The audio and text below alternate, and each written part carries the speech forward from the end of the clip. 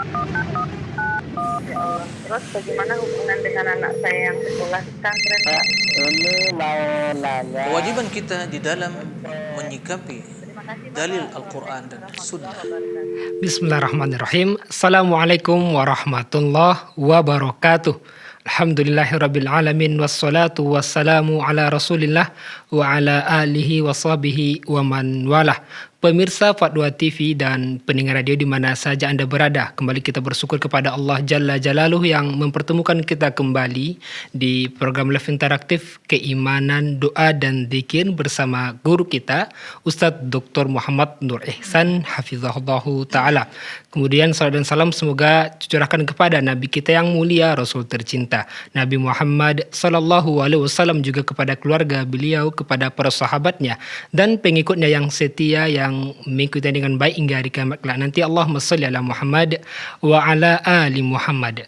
Pemirsa Fatwa TV dan pendengar radio, kita informasikan juga seperti biasa acara live interaktif ini juga dirilis oleh radio anggota RTVC, di antaranya Radio Bimbas Yogyakarta, Radio Sahabat Tegal Jawa Tengah, Radio MDFM Probolinggo, kemudian Radio Hang FM Batam, Radio Amuba Pangkal Pinang, Radio Sago FM Sumatera Barat, Radio Gema FM Bontang, kemudian Radio Tuah FM Riau dan Radio Mas FM Solo.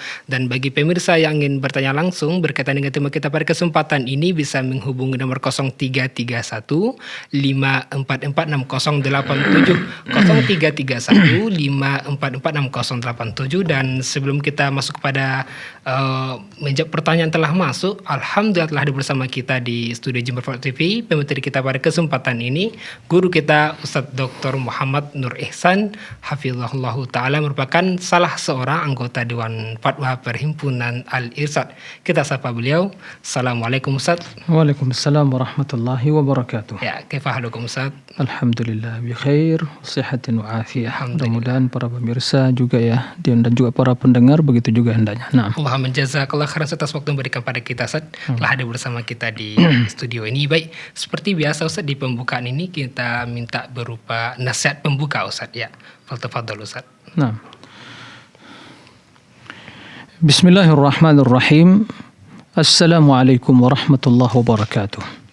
Alhamdulillah wassalatu wassalamu ala Rasulillah wa alihi wa sahbihi wa man wala wa ba'du. Ikhwatal iman, para pemirsa dan juga para pendengar rahimakumullah. Akhir-akhir ini ya banyak kejadian, aksi, kerusakan, kezoliman yang terjadi.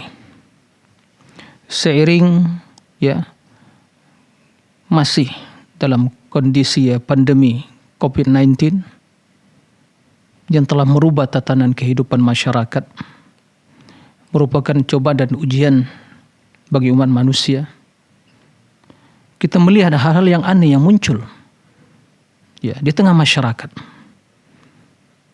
Akhir-akhir ini kita mendengar ada orang-orang yang sungguh sangat berani melakukan perbuatan-perbuatan yang merugikan orang lain, menzolimi saudaranya, penusukan, pembunuhan, hanya sekadar dengan perbedaan, ya, perbedaan mungkin dalam urusan dunia, tapi begitu berani orang-orang yang telah diperdaya oleh syaitan untuk melakukan perbuatan-perbuatan yang jauh dari nilai-nilai keislaman yang bertentangan dengan syariat Allah Tabaraka wa Ta'ala. Hal ini, fenomena seperti ini sesungguhnya adalah sebuah isyarat bahwa sedang terjadi di tengah masyarakat ya perubahan ya tatanan hidup, perilaku, sikap, akhlak, karakter, kepribadian yang jauh dari kepribadian seorang muslim. Apa yang terjadi di negara ini? Maka perjuangan kita sesungguhnya adalah bagaimana menanamkan ya pada diri masyarakat untuk mengisi kemerdekaan ini, menanamkan nilai-nilai kemuliaan agar masyarakat tidak terjadi saling menzolimi permasalahan darah di zaman sekarang ini permasalahan yang sangat remeh di kalangan manusia. Permasalahan yang sangat ringan dalam pandangan mereka. Sehingga dengan mudah dia membunuh saudaranya, menzolimi saudaranya, menganiaya saudaranya, menyakiti saudaranya. Nasallallahu alaihi wal afiyah. Maka tugas kita sangat berat. Kaum muslimin yang mayoritas menjadi penduduk negeri ini untuk terus berusaha menjalin persatuan, menjalin kebersamaan, persaudaraan yang dibangun di atas iman, bukan sekadar masalah urusan dunia. Nilai-nilai persaudaraan harus kita tanamkan. Persaudaraan yang dibangun di atas cinta karena Allah dan benci karena Allah. Bukan persaudaraan dibangun di atas sebuah organisasi, sebuah lembaga. Oleh karena itu, tentunya kita mengutuk dan mengecam berbagai bentuk kerusakan dan kezaliman yang mencederai, menodai keindahan Islam. Itu bukanlah ajaran dari Islam. Mungkin pelakunya mungkin Muslim, tapi orang yang jauh dari agama. Oleh karena itu, para pemirsa dan kaum muslimin di mana saja berada, perbuatan yang seperti itu tidak dilakukan lagi. Ya, kemungkarannya, kezalimannya, kerusakannya. Semoga kita diberi hidayah oleh Allah Subhanahu wa taala untuk kembali kepada ajaran Islam yang murni, ajaran Islam yang betul-betul menebarkan kasih sayang. Maka yang menjadi tugas besar para ulama, para alim ulama, para buya, para kiai, para tokoh masyarakat, bagaimana memberikan kesadaran kepada umat untuk beragama yang benar, menanamkan nilai-nilai kebaikan, akhlakul karimah, persaudaraan yang tulus karena Allah, menjauhkan berbagai bentuk kezaliman. Oleh karena itu, tiada cara, tiada solusi untuk mengatasi problematika masyarakat, umat dan bangsa ini kecuali nilai-nilai keislaman yang rahmatan lil alamin itu harus kita tebarkan. Itu yang akan bisa membentuk kepribadian seorang yang ideal. Itu yang akan bisa merubah perilaku dan akhlak seseorang. Itu yang akan merubah tatanan hidup masyarakat. Itu yang akan merubah cara seorang berinteraksi, berkomunikasi.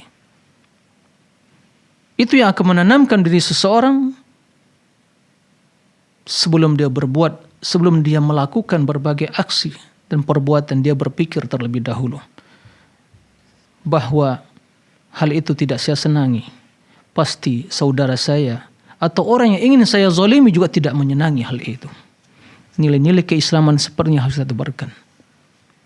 Oleh karena itu, apapun yang terjadi, bentuk pembunuhan, penusukan, kita mengecam hal itu. Perbuatan yang keji. Semoga ya pelaku perbuatan demikian itu ya betul diproses secara hukum yang adil, sehingga tidak semena-mena melakukan perbuatan yang merugikan orang lain, menumpahkan darah. Jika pelakunya seorang muslim, ingat sabda Rasul sallallahu alaihi wasallam ya, bahwa harta kalian, darah kalian, kehormatan dikalian haram seperti haramnya negeri haram ini, tempat ini, yaitu Makkahul Mukarramah. Dan darah kaum muslimin, setetes darah kaum muslimin itu sungguh sangat mulia di sisi Allah tabaraka wa taala. Semoga apa yang terjadi menjadi pelajaran bagi kita, dan semoga yang menjadi korban dari berbagai aksi kezaliman penuskan tersebut disembuhkan oleh Allah, dan semoga orang-orang yang melakukan perbuatan seperti itu, jika dia seorang muslim, untuk bertaubat dari perbuatan yang keji, perbuatan yang bukan dari syariat Allah, bukan dari agama, dan juga tidak sesuai dengan akal yang sehat, tidak sesuai dengan kemanusiaan. Semoga Allah Subhanahu wa taala menjaga bangsa ini dan menyatukan hati kaum muslimin di atas persaudaraan yang tulus karena Allah. Memperbaiki urusan hidup mereka, memperbaiki kondisi ekonomi mereka, dan mengangkat wabah ini dan negeri kita dalam keadaan selamat, dan menjaga persatuan bangsa ini. Karena kita memperhatikan berbagai propaganda, berbagai makar untuk berusaha mencabik-cabik kesatuan negara NKRI ini. Nah, itu sangat berbahaya. Oleh karena itu, mari kita kembali kepada Allah, bertobat kepada Allah, dan tugas para tokoh masyarakat untuk terus menebarkan kesadaran, menebarkan kebaikan, akhlakul karimah, dan untuk memberikan kesadaran kepada bangsa ini, masyarakat ini, para pemimpinnya, para wakil rakyatnya, dan para tokoh masyarakatnya harus bersatu padu dalam mengatasi, dalam memberantas berbagai kerusakan moral, akhlak, juga pemahaman yang akan menimbulkan berbagai sikap-sikap radikalisme, terorisme, dan sikap berlebihan di dalam menyikapi berbagai permasalahan. Mudah-mudahan Allah menjaga kita semua. Demikian. Wallahu a'lam. Jazakumullah khairan atas nasihat pembukaan ini, semoga bermanfaat bagi kita semua.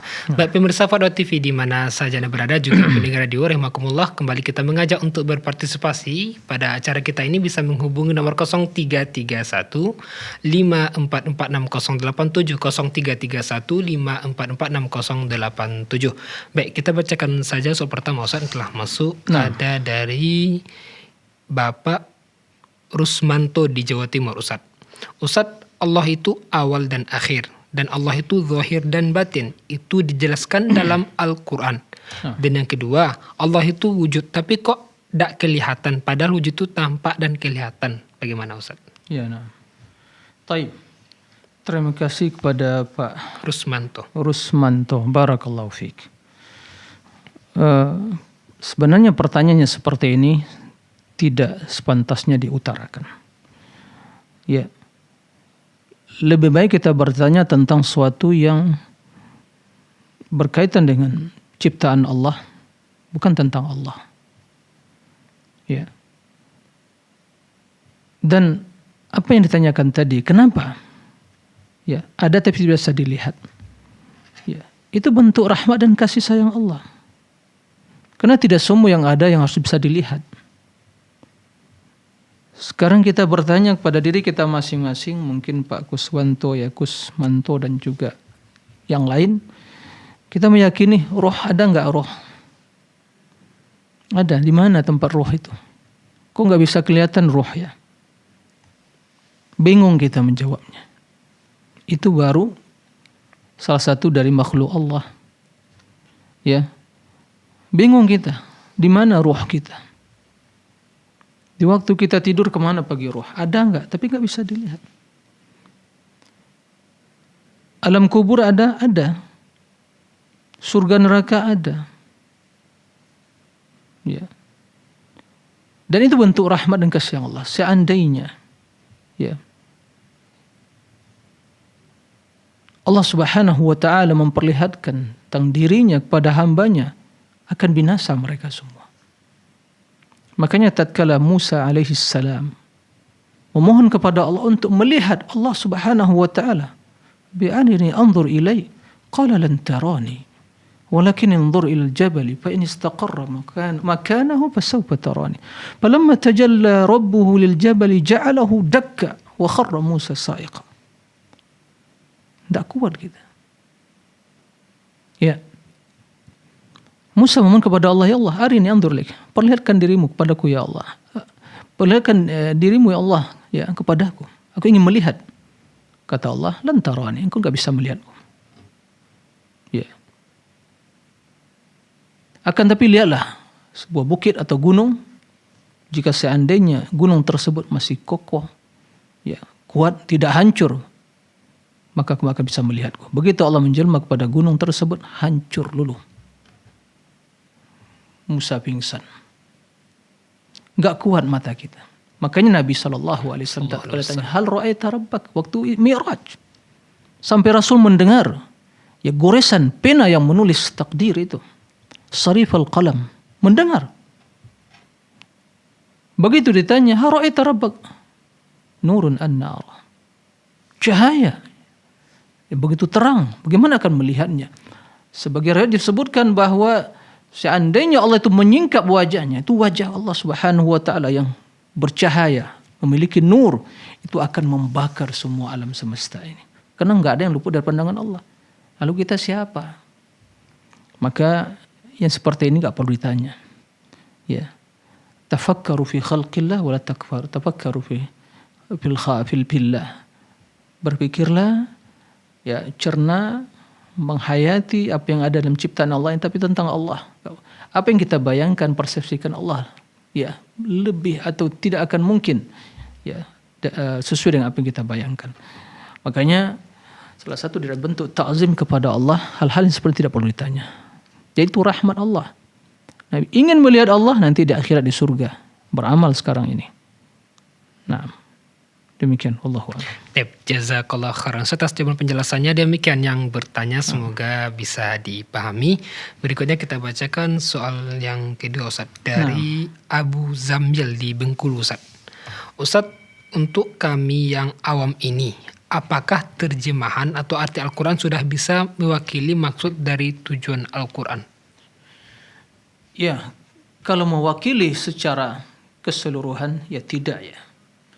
Tapi sekurangnya, ya, membantu untuk bisa memahami. Ya, ya, terjemahan yang insya Allah telah dikoreksi oleh orang yang ahli dalam, ya, bidangnya, maka memudahkan bagi kita untuk memahami, ya, sebagian dari makna Al-Quran. Sebagian. Kenapa saya katakan sebagian? Karena berbeda antara seorang membaca redaksi Arabnya yang ditulis oleh para ulama tentang tafsir Al-Quran dengan terjemahan. Dan terkadang terjemahan belum bisa mewakili seluruh makna yang dimaksud. Nah, tapi membantu. Bagi kita yang awam, membantu. Nah, dan juga dalam hal ini maka terjemahan, begitu juga dalam hal ini, ya, kitab-kitab tafsir yang diterjemahkan, ringkasan tafsir Ibnu Katsir, tafsir Syekh Abdurrahman bin Nasir As-Sa'di yang diringkas, itu bagus, membantu. Ya, tafsir yang selamat dari pentakwilan sifat dan hal-hal yang lain dari ilmu kalam, itu bagus. Jadi terjemahan kemudian juga dibantu dengan tafsir tadi. Ya. Kalau satu hari kita baca terjemahannya, kemudian lihat juga mungkin tafsirnya, ringkasannya, luar biasa. Jadi kalau cukup ya belum mencukupi semuanya. Tapi sekarang memudahkan dan memberikan sebagian dari pemahaman terhadap terjemahan atau terjemahan terhadap makna ayat. Nah, demikian wallahu a'lam. Baik, jazakallah khairan atas penjelasannya. Demikian yang bertanya, semoga bisa dipahami. Dan sekarang kita telah terhubung kepada penelpon, Ustaz. Kita coba sapa. Ya, nah. Ya, Assalamualaikum Fatwa TV. Waalaikumsalam warahmatullahi wabarakatuh. Ya, silakan Ibu Rosmini. Iya. Assalamualaikum warahmatullahi wabarakatuh, Ustaz. Waalaikumsalam warahmatullahi wabarakatuh. Kami ingin bertanya, jika kita membaca Al-Quran, di dalamnya ada ayat sajdah, dan seharusnya kan kita sujud tilawah. Kemudian kita itu lupa, teringat sudah selesai membaca, baru teringat terus sujud tilawah. Apa termasuk bisa seperti itu? Apa termasuk dosa? Terus yang kedua, di dalam sujud syukur itu apa yang bisa dibaca? Terus untuk menjawab pertanyaan di dalam kubur besok agar dipermudah oleh Allah itu doa yang bagaimana apabila ada doanya, terus amalan yang bagaimana apabila ada yang amalan tertentu, Ustaz. Mudah-mudahan kita besok dapat menjawab pertanyaan di dalam kubur dengan cukup Ibu. Terima kasih sebelumnya. Ya, terima kasih Ibu Rosmini di Pacitan. Waalaikumsalam warahmatullahi wabarakatuh. Ya, Waalaikumsalam warahmatullahi wabarakatuh. Silakan Ustaz. Ya, nah. Terima kasih kepada Ibu Rasmini ya. Pertanyaannya insyaallah mencakup 3 pertanyaan. Pertama tentang masalah sujud tilawah tadi. Begitu seorang ya lupa ya, kemudian begitu selesai baca baru ingat ya, apakah dia berdosa, apakah dia harus mengulang sujudnya. Ya sebagaimana kita maklumi, tentunya sujud tersebut tidak wajib. Nah, tapi dianjurkan tatkala terdapat ya atau kita membaca ayat yang di dalamnya menjelaskan ya ada sujud atau perintah sujud. Nah, itu dianjurkan untuk kita sujud. Tapi bukan hal yang wajib. Sehingga kalaupun lupa, ya, kalaupun ditinggalkan, nggak lupa sendiri pun tidak berdosa. Apalagi mungkin dia lupa. Nah, ini yang harus dia tidak perlu mengulang. Ya, karena dia lupa terhadap suatu yang bukan wajib. Nah, taib. Adapun meninggalkan sesuatu yang wajib, ya tatkala dia ingat maka dia melakukannya. Itu yang pertama berkaitan masalah sujud tilawah. Kemudian masalah sujud syukur, apakah ada bacaan khusus? Secara khusus tidak ada. Tapi yang jelas di waktu seorang mendapatkan nikmat dia sujud, dan bacaan dalam sujud ya biasa mengagungkan Allah, ya membesarkan Allah, subhana rabbiyal a'la. Kemudian kalaupun dia ya bersyukur dengan bahasa dia sendiri atau bahasa Indonesia atau yang apa dia bisa lakukan, kemudian ya bersyukur kepada Allah, ya mengakui tentang nikmat tersebut, mohon keampunan kepada Allah, maka tidak ada masalah. Jadi intinya tidak ada doa secara khusus ya yang diucapkan di waktu sujud tersebut, itu sujud syukur tersebut. Nah, kemudian masalah ya pertanyaan yang ketiga, amalan apa yang bisa dilakukan atau dipersiapkan untuk bisa menjawab pertanyaan di alam kubur, seperti itu ya. Yes, pertanyaannya. benar. Nah, Ibu Rasmini ya, barakallahu fiik. Pertanyaan ini sangat ya penting sekali dan jawabannya panjang. Ini mungkin bisa jadikan satu muhadharah pada malam ini ya, sampai selesai kita jelaskan, tapi nggak akan mungkin. Kasihan para penanya yang lain. Jadi amalan apa saja? Para pemirsa rahimakumullah, kan ada 3 pertanyaan. Man rabbuk, man nabiyuk, ma dinuk. 3 pertanyaan tersebut ya tentang Allah yang kita ibadati, tentang Rasul yang kita ikuti, dan agama yang kita ya yakini. Nah, ini 3 landasan utama. 3 landasan utama. Dan ini kewajiban setiap muslim. Mengenal Allah sebagai sang pencipta yang diibadati, yang akan ditanyakan nanti dalam kubur.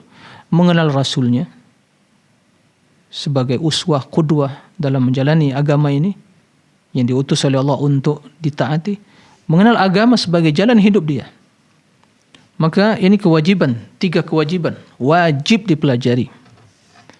Nah, pertanyaan di alam kubur tersebut, ya, itu tidak bisa kita hafal dari sekarang. Nggak bisa dihafal dari sekarang. Yang bisa adalah kita pelajari, kita pahami, kemudian diamalkan. Maka orang yang menghafal, dia hafal jawaban tersebut, ditanya, man rabbuk, Allah, man nabiyuk, Muhammad, ma dinuk, Islam, hafal dia. Belum tentu bisa menjawab. Tapi jawaban tersebut tergantung kepada pengamalan terhadap jawaban yang dia ketahui di dunia ini. Kalau dia mengatakan Allah Rabbi, tapi dia tidak berbuat atau tidak melakukan ibadah, tidak bertauhid, perbuatan mungkin syirik, riya dan yang lainnya, dia tidak taat kepada Allah, dia tidak bisa menjawab. Begitu juga tatkala ditanya man nabiyuk, siapa nabimu? Di dunia tidak mengikuti Rasul. Karena dia tahu namanya Muhammad, tapi sunnahnya tidak diikuti, bid'ah dilakukan, tidak diikuti akidahnya. Ya, enggak dijadikan sebagai uswah, qudwah dalam hidup, enggak bisa menjawab. Begitu juga di Islam. Kalau tidak mengamalkan syariat Islam dengan benar, tidak bisa menjawab. Maka orang-orang munafikin begitu ditanya, dia hanya bisa membuka mulut. La adri. Sami'tu an-nas yaqul faqultu. Saya enggak tahu. Dahulu saya mendengar orang mengucapkan hal itu. Tapi saya ya ikut mengucapkan tapi nggak tahu, nggak diamalkan, maka dipukul oleh malaikat dan berteriak dengan suara yang begitu besar, ya keras, kemudian tapi terdengar hanya oleh tidak bisa didengar oleh manusia dan jin, didengar oleh makhluk-makhluk yang lain. Jadi intinya amalkan, ya amalkan tauhid pada Allah, mengikuti Rasul, ikuti syariat Islam, jangan buat syirik, jangan buat bid'ah, jangan ikuti pemikiran yang menyimpang dari Islam. Insya Allah akan bisa menjawab hal itu. Mudah-mudahan Allah berikan kemudahan kepada kita dan semoga Allah mewafatkan kita di atas Islam, di atas ketiga landasan tersebut. Nah, demikian Allahu a'lam. Masya Allah, jazakallah khairan atas tema penjelasannya. Dan sepertinya butuh mudarat panjang saya sebagian mana teman sebutkan tadi. Ini bisa tablik akbar. Tablik akbar, Masya Allah. Tapi Ustaz, demikian Ibu Rosmini di Pacitan yang bertanya, semoga bisa dipahami. Dan sekarang kita telah terhubung kepada penelpon berikutnya saat kita coba sapa. Assalamualaikum Fatwa TV. Waalaikumsalam warahmatullahi wabarakatuh. Ya. Assalamualaikum Ustaz. Waalaikumsalam warahmatullahi wabarakatuh. Ini wabarakatuh. Ibu Ida Palembang nih. Ya, silakan Ibu Ida. Ini mau tanya Ustaz, saya ini sudah punya penyakit Ustaz. Penyakit saya ini sudah parah Ustaz. Penyakit saya ini katanya dokter penyakit emak ini Ustaz. Saya berobat terus di rumah sakit, disuntik Ustaz, tapi tidak sembuh-sembuh. Apakah ada doanya Ustaz biar penyakit saya sembuh ini Ustaz? Ya, cukup Ibu. Satu lagi Ustaz, saya ini kan kalau sholat malam itu, kalau saya lagi mulai tidur habis isya itu, saya langsung berdoa. Apa doa saya itu diijabah atau tidak ya Ustaz? Cuman itu Ustaz. Assalamualaikum. Waalaikumsalam warahmatullahi wabarakatuh. Terima kasih Ibu Ida di Palembang, Sumatera Selatan. Ya, silakan Ustaz. Nah, taib. Terima kasih kepada Bu Ida ya, barakallahu atas pertanyaannya. Sebelum saya menjawab ya, mari kita berdoa untuk ya Ibu Ida ya, semoga Allah berikan kesembuhan kepadanya dan mengangkat penyakitnya. Ya, Allahumma Rabban nas adhibil ba's anta syafi la shifaan illa shifaan la yughadiru saqama. Taib. Ibu yang dimuliakan oleh Allah Tabaraka wa Ta'ala, apa yang Allah berikan kepada seorang hamba, ya baik itu berupa nikmat atau mungkin ya kesulitan atau bentuk penyakit dan yang lainnya, merupakan ujian dari Allah untuk menguji ya tingkat keimanan seorang hamba. Jadi jangan kita berpersepsi negatif kepada Allah. Semua pasti ada hikmah. Semua yang kesulitan yang dirasakan oleh seorang hamba itu akan menjadi sebab penghapus dosanya. Ya. Sampai-sampai ya dia meninggalkan dunia ini dalam keadaan suci, bersih. Ya. Oleh karena itu, jangan pesimis. Mengadu kepada Allah, berhusnudzon kepada Allah, berbaik sangka kepada Allah bahwa Allah mampu untuk menyembuhkan penyakit tersebut. Kendati dokter telah memvonis, ya, tapi Allah yang mengetahui. Itu kan sebatas pengetahuan, pengalaman dokter. Tapi Allah yang di tangannya seluruh kebaikan. Yang dengan izin Allah semua terjadi. Allah yang menurunkan penyakit dan Allah yang menurunkan obat. Tadawaw ya ibna Adam. Fa inna Allah ma anzala min da'in la anzala ma'ahu dawa. Alimahu man alimahu wa jahilahu man jahilahu. Berobatlah wahai manusia. Tidaklah Allah menurunkan suatu penyakit, maka kecuali Allah menurunkan obatnya. Diketahui oleh orang yang mengetahui atau tidak diketahui oleh yang mereka tidak menemukannya. Jadi terus berbaik sangka kepada Allah, terus optimis, jangan pesimis. Yakin bahwa Allah yang mampu mengobati. Maka banyak berdoa kepada Allah. Di antara doa yang diajarkan Rasulullah SAW, ya seperti yang sampaikan tadi, Allahumma Rabban nas, mudhibil ba's. Ya Allah, Rabban nas, Rabb yang menciptakan manusia, mudhibil ba's, yang menghilangkan penyakit, kesulitan. Ya. Mudhibil ba's. Anta syafi, ya Allah engkau yang maha menyembuhkan. Anta syafi. La syifa illa syifa. Tidak ada kesembuhan kecuali yang datang dari Engkau ya Allah. Nah, syifa la yughadiru saqama. Ya, kesembuhan yang menghilangkan segalanya. Karena boleh jadi seorang tersembuh dari penyakit tapi masih ada ya akibat dari penyakit tersebut. Maka sini kita yakin Allah yang menyembuhkan penyakit dan Allah juga menghilangkan efek pengaruh dari penyakit tersebut. Ini kita minta kepada Allah Subhanahu wa taala. Yakin kita. Kemudian juga seperti yang diajarkan dalam bismillah 3 kali dibaca, kemudian diusap tempat yang sakit tadi. Na'am a'udzu bi'izzatika wa qudratika min syarri ma ajidu wa uhadir. Ya. Ya Allah, dengan namamu ya Allah, ya aku berlindung dengan izzatik, keagunganmu, wa qudratik, kudratmu, ya, kekuasaanmu dari kejelekan yang aku rasakan dan yang aku takuti. Nah, maka banyak berdoa pada Allah. Kemudian tempat yang terasa sakit tadi dipegang, diusap, baca sambil baca Al-Fatihah. Berulang kali memohon kepada Allah. Ruqyah diri sendiri. Ya, memohon kepada Allah. Dan juga ya konsultasi dengan dokter. Dan jangan berputus asa. Jangan berputus asa.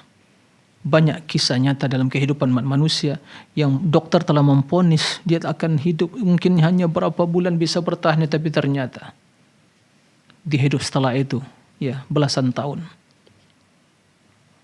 Maka yakin bila Allah menghendaki akan disembuhkan langsung oleh Allah, tapi Allah menguji kita.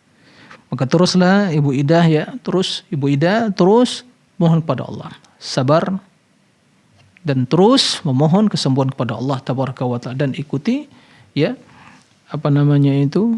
ketentuan atau mungkin nasihat para dokter, tim medis yang mungkin yang berpengalaman tentang ya penyakit yang sedang dihadapi tersebut.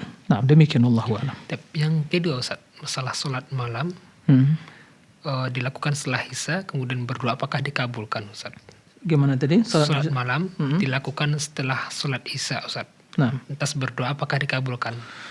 Ya, pertama ada dua sisi dari pertanyaan tadi. Permasalahan sholat malam, ya kalau setelah sholat Isya itu tidak namakan yang tahajud ya. Tahajud itu bisa setelah 1/3 malam terakhir, kemudian setelah seorang itu tidur. Tapi setelah Isya, ya dia sholat, mungkin khawatir tidak bangun untuk sholat witir, maka dia sholat. Begitu dia bangun di penghujung malam, dia sholat tahajud dan tidak menutup dengan tidak melakukan witir lagi. Ini yang pertama. Masalah berdoa, ya Allah telah berjanji. Kapan saja kita berdoa, ya di mana saja,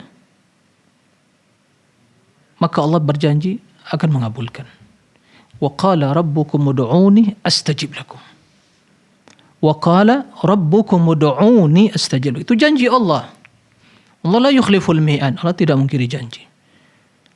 Wa qala rabbukum ud'uni. Rabb kalian berfirman, ud'uni. Ya, serulah aku. Berdoalah kepada aku. Ibadatilah aku. Berdoa. Astajib lakum, niscaya akan aku kabulkan. Wa idza sa'alaka ibadi anni fa inni qarib ujibu da'watad da'i idza da'an. Aku mengabulkan doa hamba yang memohon kepada aku. Jadi jangan ragu, Allah pasti mengabulkan. Oleh karena itu perbaiki doa kita. Permasalahan dikabulkan, tidak usah dihiraukan. Itu janji Allah, pasti. Dalam 3 bentuk. Ya, Allah mengabulkan doa tersebut. Ada kalanya Allah langsung berikan di dunia ini. Atau Allah hindarkan, Allah jauhkan dari dirinya penyakit atau mungkin kejahatan disebabkan doa tersebut. Yang jika dia tidak berdoa, maaf, jika mungkin dia tidak berdoa, mungkin menimpa dia. Tapi karena doa dia dihindarkan oleh Allah Subhanahu wa taala. Yang ketiga, ditabungkan oleh Allah. Jadi tabungan akhirat kita. Jadi semuanya terkabulkan. Maka jangan pernah menanyakan dikabulkan atau tidak. Dikabulkan. Makanya Umar bin Khattab mengatakan, inilah ahmilu hammad du'a. Inilah ahmilu hammal ijabah, walakin ahmilu hammad du'a. Saya enggak memikirkan bagaimana doa dikabulkan, tapi yang saya pikirkan bagaimana saya berdoa. Nah, itu yang harus perhatikan. Ya, teruslah berdoa. Kapan berdoa? Ya, selesai sholat Isya, penghujung malam, apalagi 1/3 malam terakhir. Ya, di hari-hari di penghujung atau mungkin di waktu sujud, di penghujung solat, maka semua itu doa dikabulkan oleh Allah dengan 3 bentuk pengabulan doa tadi. Nah, demikian Allah. Baik Ustaz, jazakallahu khairan atas penjelasannya. Demikian yang bertanya, semoga bisa dipahami pemirsa Fatwa TV dan juga pendengar radio di mana saja Anda berada. Kembali kita mengajak untuk pemirsa juga pendengar radio untuk bertanya langsung, berkonsultasi dengan guru kita Ustaz Dr. Muhammad Nur Ihsan. Berkaitan dengan tema kita pada kesempatan ini bisa menghubungi nomor 0331544687, 0331544687. Baik, kita bacakan soal berikutnya Ustaz. Tanpa menyebutkan nama. Ustaz, apakah perasaan menyesal setelah berbuat baik kepada seseorang itu bisa membatalkan pahala sedekah atau kebaikan yang sudah kita lakukan tersebut? Kebaikan di sini bukan sesuatu yang sifatnya wajib. Apakah ini was-was dari syaitan? Contoh kasus sekarang kita dijahatin sama orang yang sudah kita beri sedekah. Bagaimana Ustaz? Terima kasih atas pertanyaannya. Pertama yang perlu ketahui, tatkala kita bersedekah, maka ikhlaskan karena Allah. Setelah itu tidak perlu dipikirkan sedekah kita. Karena semua bila ikhlas karena Allah, Allah akan menerimanya. Bahkan akan diperlipat gandakan oleh Allah Subhanahu wa taala. Dan kita waspada dari amal-amal yang akan membatalkan sedekah tersebut. La tubtilu sadaqatikum bil manni wal adha. Kata Allah, la tubtilu sadaqatikum, jangan kalian batalkan sedekah tersebut bil manni wal adha. Manni itu yang menyebut-nyebut. Menyebut-nyebut sedekah dan kebaikan diberikan. Kalau enggak saya bantu kamu, pasti kamu begini. Itu kan saya yang bantu dahulunya. Masa lupa kacang pada kulit, gitu istilah sebagian kita. Lah kamu kan berhasil karena bantuan saya dan seterusnya. Ya subhanallah. Bukan karena bantu Allah yang berikan. Itu sebab saja. Maka jangan disebut-sebut. Enggak usah diungkit-ungkit. Kendati seorang itu memperlakukan kita, atau dia lupa kepada kebaikan kita, enggak perlu. Karena dia bukannya akan membalas kebaikan kita. Enggak perlu. Mau dipuji, mau enggak dipuji enggak perlu. Kenapa? Karena enggak butuh pujian mereka. Kalaupun dipuji tidak akan ditambah pahala oleh Allah. Kalaupun mereka enggak ingat, dipuji pun tidak akan ditambah. Kalaupun tidak dipuji tidak akan berkurang pahala kita. Sudah tercatat di sisi Allah Tabaraka wa Ta'ala. Sifat orang beriman dalam bersedekah, berinfak, dalam seluruh amalannya ikhlas lillah. Tatkala dia beri makan, mengharapkan ridha Allah. Innama nut'imukum liwajhillah la nuridu minkum jazaan wala syukura. La nuridu minkum jazaan wala syukura. Kami memberi kalian makan lillah. Enggak butuh terima kasih, balas kasih dari kalian, enggak butuh kami. Ini ikhlas. Makanya kata para ulama, bagaimana seorang itu katakan ikhlas dalam beribadah dari tatkala dia betul beribadah, memberikan sesuatu, dia tidak mengharapkan pujian dari manusia. Karena pujian manusia tidak ada artinya. Yang satu memuji, yang satu menghina. Akan merusak diri kita? Tidak. Jadi nggak perlu disebut-sebut. Jadi termasuk was-was atau termasuk perangkap syaitan. Termasuk perangkap syaitan. Baik itu yang sedekah yang wajib atau yang nafilah yang sunnah. Maka hati-hati, syaitan itu berusaha kita itu terus menyimpang dari jalan Allah. Kita bersedekah dah banyak, nanti dibisikkan kita, loh, kamu dah memberikan kebaikan, kok enggak disebut namamu. Kamu telah merintis ini, telah mendirikan ini, kok enggak disebut namamu. Kok lupa mereka pada kamu. Kamu kan enggak bisa diri jabatan misalnya. Atau mungkin, kok kamu tidak diberi yang lebih, dan seterusnya. Enggak perlu. Telah tercatat di sisi Allah. Dicatat amalan tadi. Nah, demikian Allah wa'alam. Baik, jazakallah khairan atas jawaban penjelasannya. Demikian yang bertanya, semoga bisa dipahami. Baik, sekarang kita bacakan soal berikutnya. Ustaz, ada 3 pertanyaan. Ustaz, salah seorang putra kami meninggal dunia di usia 6 tahun kurang lebih Ustaz. Benarkah anak yang meninggal sebelum balik akan langsung masuk surga Ustaz? Dan apakah benar dia diasuh oleh Nabi Ibrahim di langit ke-7? Itu yang pertama Ustaz. Dan yang kedua, apakah benar kelak ia akan menarik menjadi penolong dan memberi syafaat untuk orang tuanya di hari perhitungan? Dan yang terakhir, apakah ada doa khusus untuk putra saya? Atau saya tidak perlu mendoakannya lagi karena sudah pasti masuk surga? Jazakallah khairan Ustaz. Baik. Ya, terima kasih kepada mungkin yang bertanya. Ya. Jadi pertanyaannya ya seandainya putranya mungkin yang belum balik telah meninggal dunia. Ya, apakah memang ada dalam hadis disebutkan dia akan menjadi nanti dibawa atau diasuh oleh ya Nabi Ibrahim, kemudian akan menjadi memberikan syafaat ya. Dalam hal ini terdapat doa yang diucapkan tatkala menyolatkan jenazah yang masih belum balik.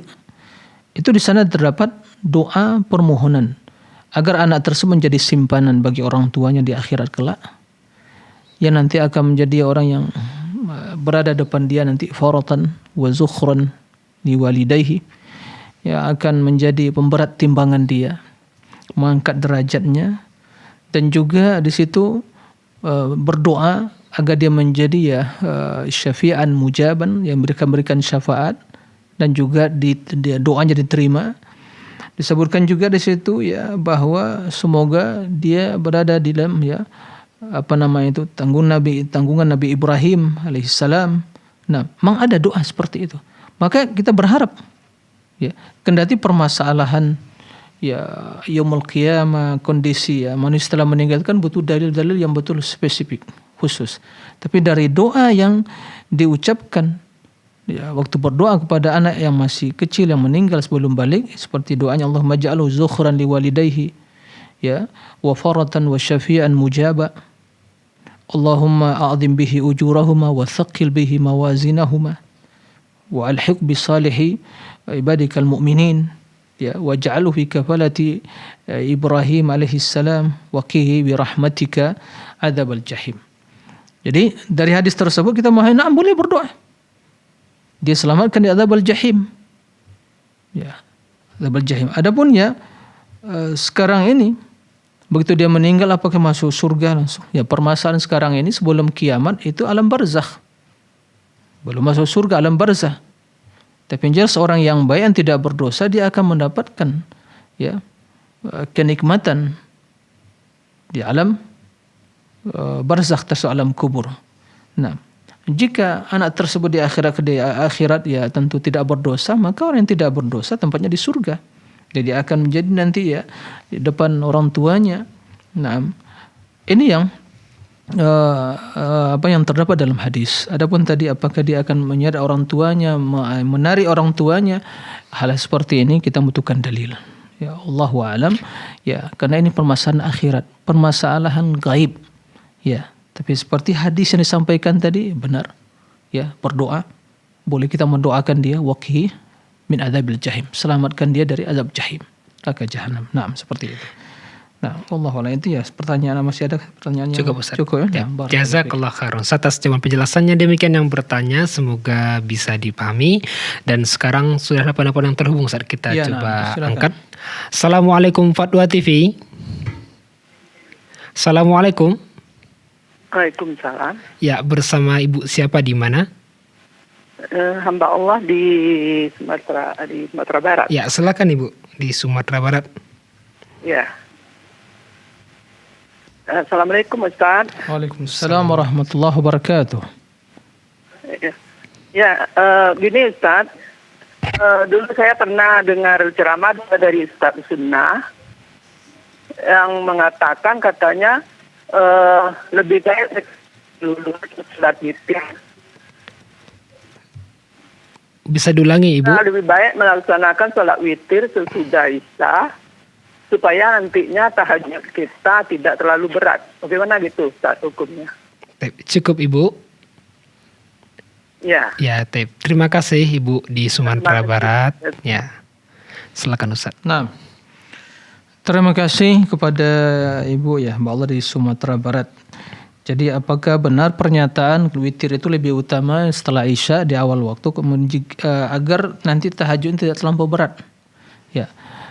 Pertama perlu diketahui bahwa solat witir itu sesungguhnya adalah solat penutup.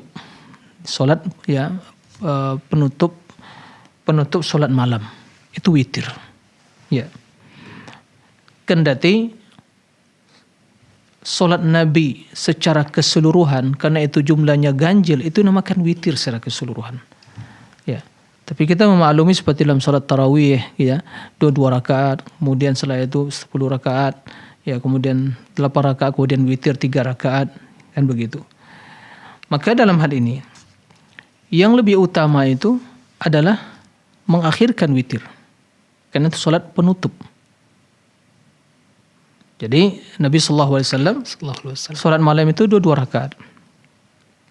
Apabila salah seorang kalian khawatir terbit fajar, berarti habis waktu malam, maka hendaklah dia salat 1 rakaat menutup apa yang telah dia lakukan sebelumnya.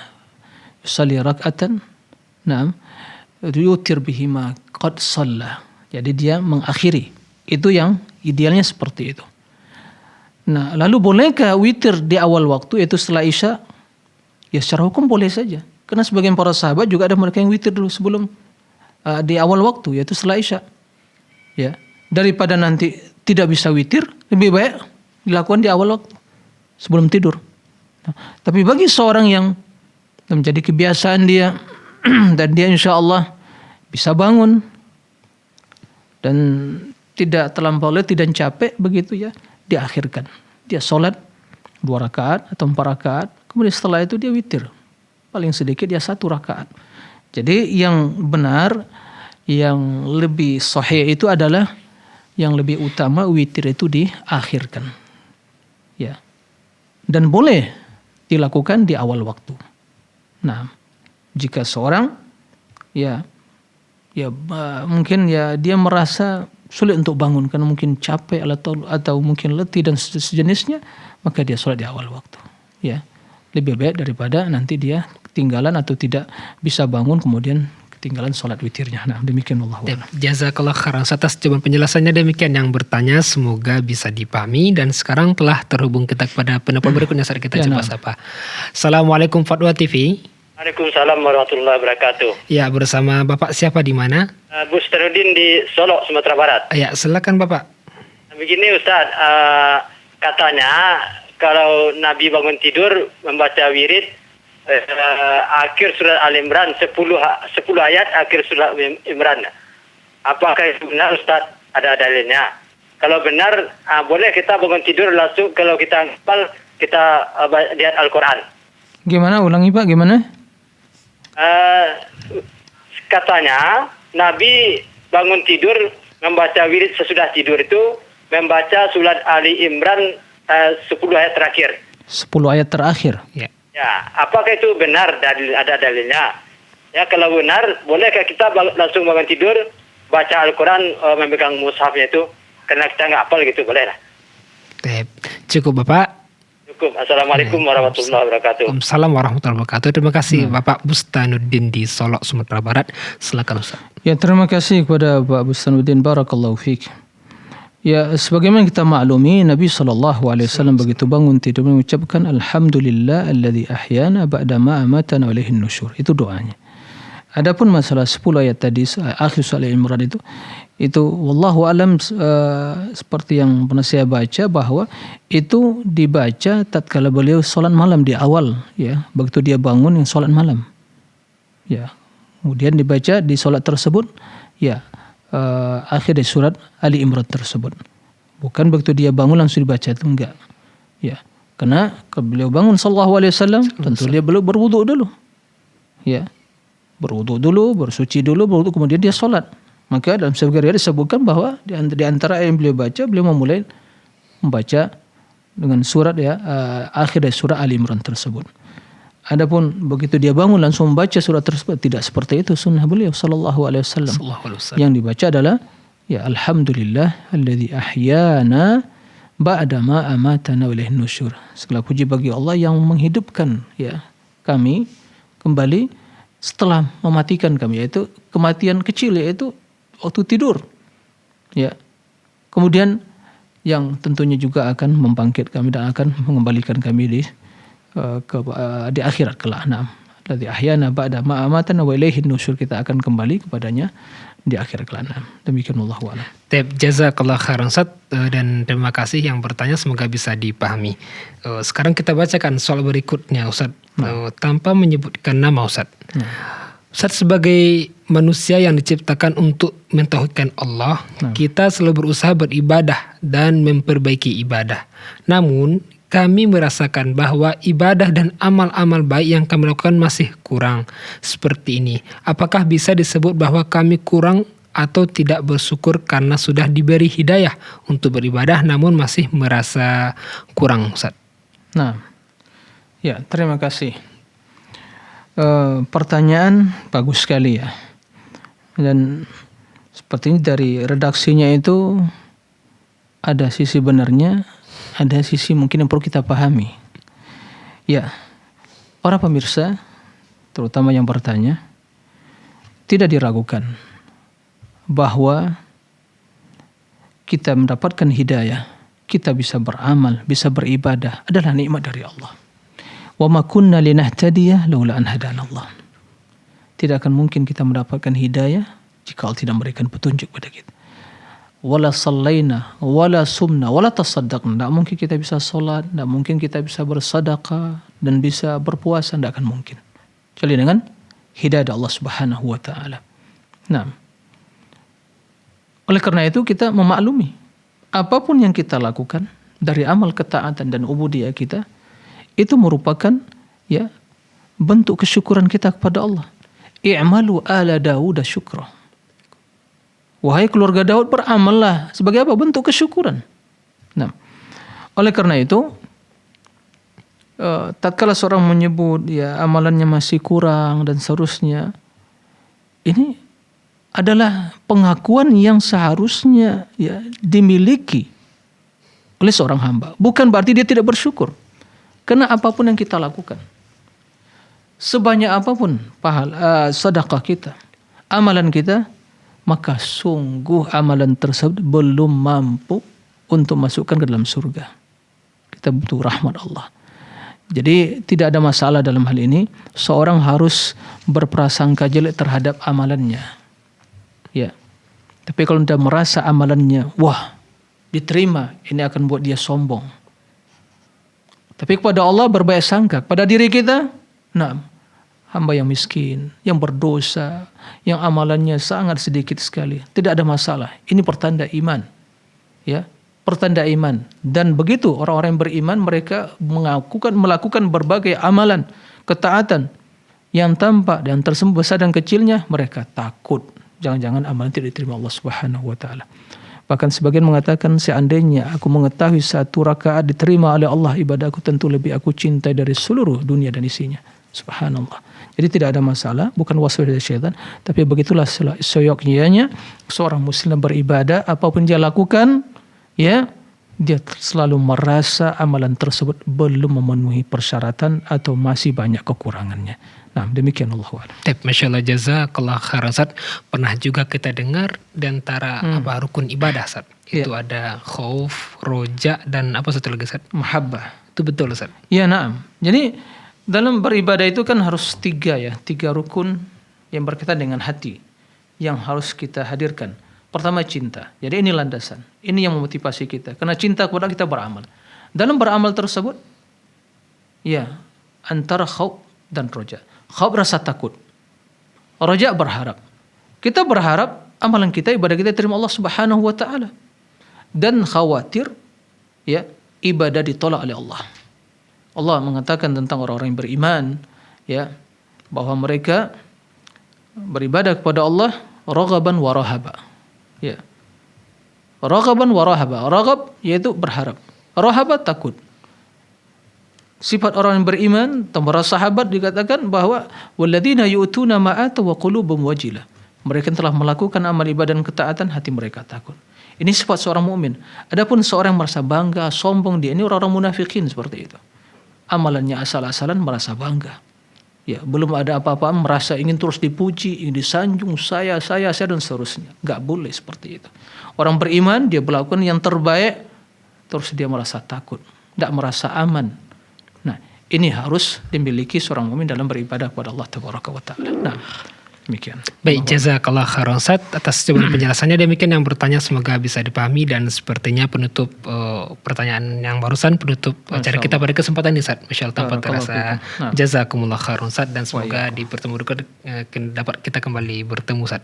Insyaallah. Barakallahu. Melayani pertanyaan dari pemirsa Fatwa TV dan juga pendengar radio. Baik, pemirsa Fatwa TV dan juga pendengar radio benar saja berada tanpa terasa 1 jam kurang lebih kita bersama-sama istifadah dengan guru kita. Semoga apa yang beliau sampaikan bermanfaat dan terus saksikan acara live interaktif Fatwa TV setiap hari Senin hingga Jumatnya setiap pekannya. Kemudian untuk berbagai informasi kegiatan Dewan Fatwa Perhimpunan Al-Irsyad dan juga Fatwa TV dapat Anda akses di website www.dewanfatwa.com. Tab ini yang dapat kita saksikan pada kesempatan ini. Syukran wa jazakumullah khairan atas kebersamaan semua. Mari kita berdua membaca doa kafaratul majlis. Subhanakallahumma bihamdika asyhadu an la ilaha illa anta astaghfiruka wa atubu ilaika. Assalamualaikum warahmatullahi wabarakatuh. Terus bagaimana hubungan dengan anak saya yang sekolah di pesantren? Ini mau nanya. Kewajiban kita di dalam menyikapi dalil Al-Quran dan Sunnah